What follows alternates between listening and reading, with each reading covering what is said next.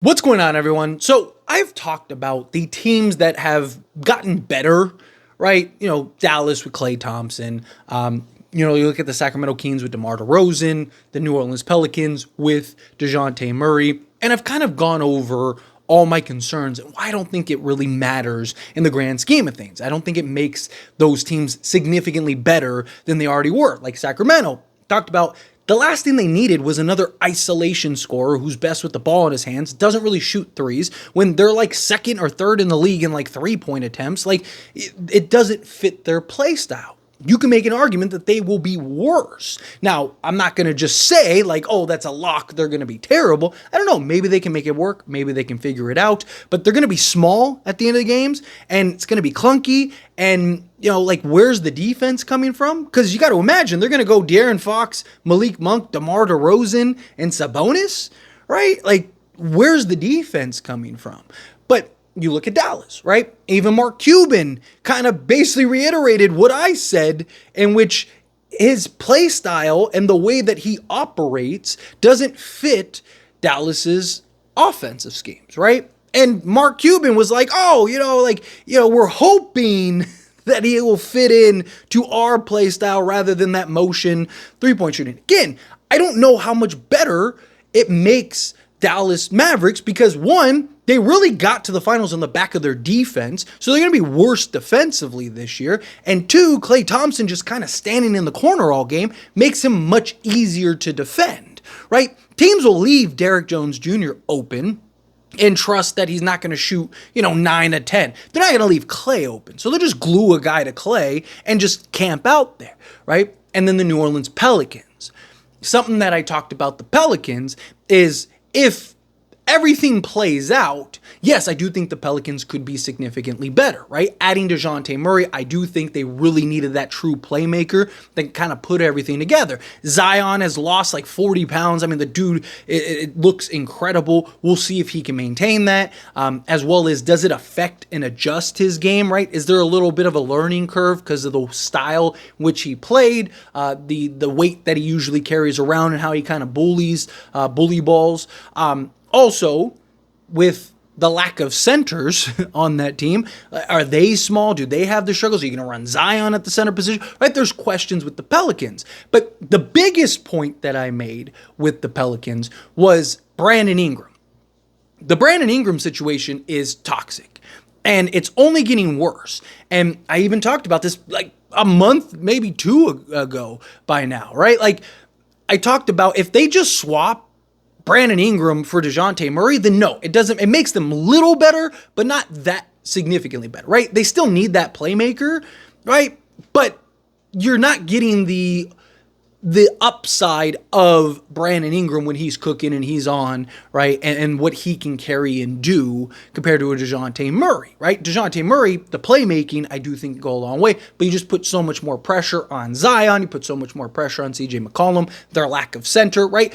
If Brandon Ingram is basically just shipped out for no reason and you don't get a significant return and you're just kind of swapping guys, I don't think the Pelicans are that much better. I do think that they're a little slightly better just because DeJounte Murray, you could still bring in like Herb Jones and Trey Murphy and guys like that. So I do think that there is a little bit of an increase, but I don't think it's enough to where it's like, oh, this team, you got to watch out. They're now, a top 5 team in the league. I just don't think so. Again, I could be wrong.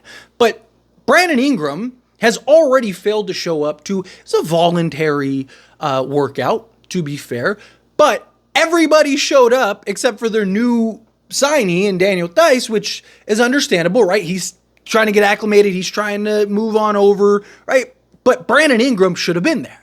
This was, like LeBron's training camp. LeBron has the, his little camp, a week out before actual training camp, right? It'd be like if Anthony Davis just didn't show up, right? Like, again, Brandon Ingram and Zion are their 2 stars. It'd be like if Anthony Davis was just like, I'm not going to go, right? And there's on top of that contract disputes and they're trying to trade Brandon Ingram. Brandon Ingram and his people are actively trying to trade Brandon Ingram and no one is biting. This is where I pose the question. Of course, I want to hear your thoughts and opinions down in the comments below. Let me know what you think. But I don't hate the idea of taking a flyer on Brandon Ingram. for two reasons, right? One is he's not worth the max, even if he's great for the Lakers. He's not worth the max. He does solve a big need that the Lakers have, which is just that length and two-way type of player out on the perimeter. Also, that guy that you can just give the ball to and just go get a bucket. Brandon Ingram is not your first option. He's probably not even your second option, but as a third option, I think he's definitely supercharged in that regard. If it works, great. You can give him a new contract, not a max. I wouldn't give him a max, but if it works, let's say he can stay healthy this year, and he does fit nice alongside LeBron and Anthony Davis, which there is a bit of concern. Don't get me wrong. But if they can kind of figure that out and make that work, right, I do think that the Lakers now could pose a real problem. Now I think the Lakers could be a bit of an issue. And you trade, say, Rui, D'Lo, and whatever else to go get Brandon Ingram, and then, there you go, right? Like, if you can work something like that out, maybe you're introducing a third team to kind of make things work and the money and all that stuff, right? Like, okay, fine, however you want to get to it. I don't hate the idea of bringing Brandon Ingram in, and if it works, maybe you're giving him, a 2-year deal, kind of line up with LeBron and AD and just kind of go, hey, we need to prove and see that you can maintain this, and then we'll talk about, a significant pay raise. Or you sign him to you let him test the market. Because again, if I'm the Lakers, I'm going, go ahead, test the market.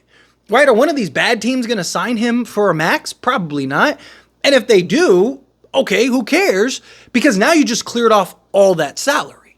Right? If you can unload Gabe Vincent, you can unload Rui Hachimura, and essentially have a clean book and a clean slate with the free agency market that is available next season and maybe a potential Steph Curry trade, right? Especially if you have $40 million in cap space because LeBron can opt out and essentially clear your books and all that.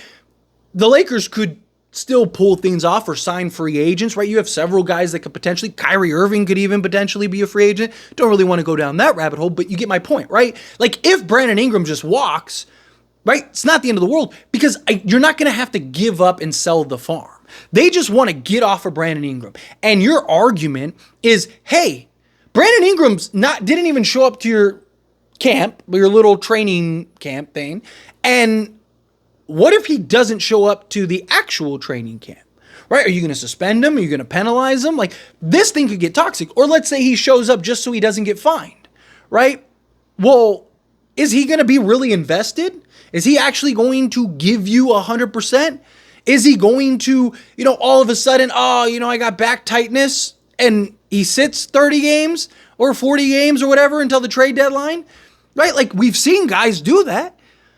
And he has an injury history, so it wouldn't look super suspicious. There's a million ways that this could play out. So if you're the Lakers, you might be able to get Brandon Ingram for pennies on the dollar, if not essentially just for salary swap. And to me, I think the juice would be worth the squeeze, especially if you can keep all your assets. Let's say you can keep all your picks and everything like that. Brandon Ingram isn't making 45, 50 million. He's making I think 37 million. So not far off from Jeremy Grant, right? So again, you could go and potentially trade for Brandon Ingram, bring him in. If it works, work it out to try to re-sign him. If it doesn't work, or let's say a team is willing to give him the max and he walks, again, you have a clean book. You essentially just have Austin Reeves, Dalton Connect, Max Christie, Anthony Davis, and then a bunch of rookies, right? You essentially have clean, because you'd be off of D'Lo, you'd be off of Gabe Vincent's salary, you'd be off of Rui Hachimura's salary, you'd be off of basically everybody. You have all your vet minimum deals fall off, right? LeBron can opt out, right? And then you could go and get several players, revamp this roster. LeBron could sign a new deal for whatever's left, and let's go, right? I don't hate the idea, right? And what if Brandon Ingram is hey, I just want a home, I just want long-term money. What if you can sign him to a D'Lo contract, and then LeBron can opt out, and you could still go get another guy, right? There's a million ways that could play out. I don't think it's a bad idea. I don't think the Lakers will do it, right? But I don't hate the idea because I think it's a win-win regardless, right? If it works out, you're better than you are now.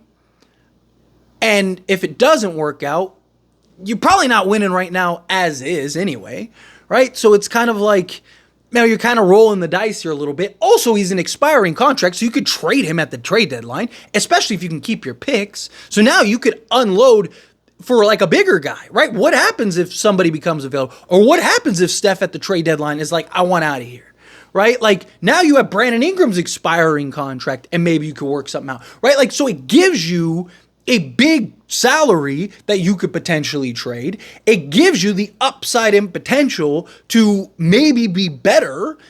And then worst case, absolute worst case scenario, all that money falls off the books and you basically clear, 50 million plus, right? Like, and then not counting LeBron and what he can opt out now, he can manipulate the cap for the Lakers if he wanted to, right? I mean, LeBron could sign for 10 million if he wanted to. I don't think he'd go that low, but if you could go and, just hypothetical, just using names, don't freak out. But if you could go get, say, let's say you do go and trade for, or you do sign a Kyrie Irving, right? Bring Kyrie in. Okay, you sign him to say 3 years, 90 million, something like that, right?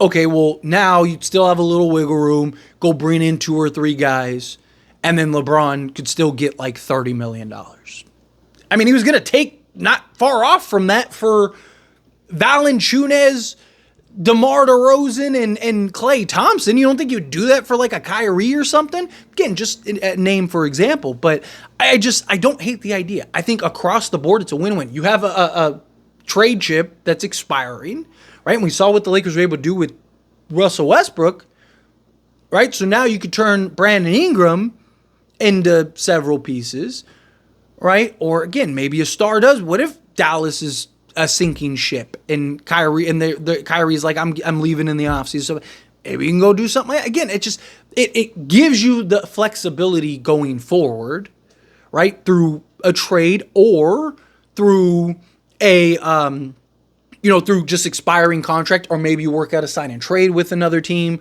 right? So that way Brandon Ingram can get more money. Maybe you get some assets in the deal, even if it's just a couple seconds. Still more treasures in the treasure chest that you can use to trade. I don't think you'd have to give up any picks. I don't. I wouldn't. I wouldn't. Maybe a pick swap, if that. I'd be like, dude, like Brandon Ingram's already sabotaging you guys. You really want to run the risk? Go ahead. Right? What are your other options? He has no market. I don't hate the idea where, like, Zach LaVine, for example. I like Zach LaVine and his fit better, but there is a lot of risk in long-term money. Brandon Ingram is not long-term money. If it doesn't work, you just let him walk. Good luck to you. And now you got all this money to go and sign other pieces. I don't hate the idea. Again, I actually think it's pretty good. But again, however you feel, whatever your thoughts are, I love to hear it. So let me know down in the comments below. What do you think? How do you feel? What are your thoughts? Do you like the idea? Do you hate the idea? Do you think like, yeah, you're right. It's a win-win, right? If it works, great. You're potentially winning a championship. If it doesn't work, got a trade chip or you got expiring salary in the offseason. You get off of Rui and Gabe Vincent and other guys' money. Boom, let's go. Again, however you feel, whatever your thoughts are, I'd love to hear it. So let me know down in the comments below. That being said, if you haven't liked this video, hit that like button. Helps me out. So we enjoy these types of videos, and I truly appreciate it. Not subscribe channel, hit that subscribe button. Turn on the bell notifications. Appreciate y'all. See you in the next one. Thank you.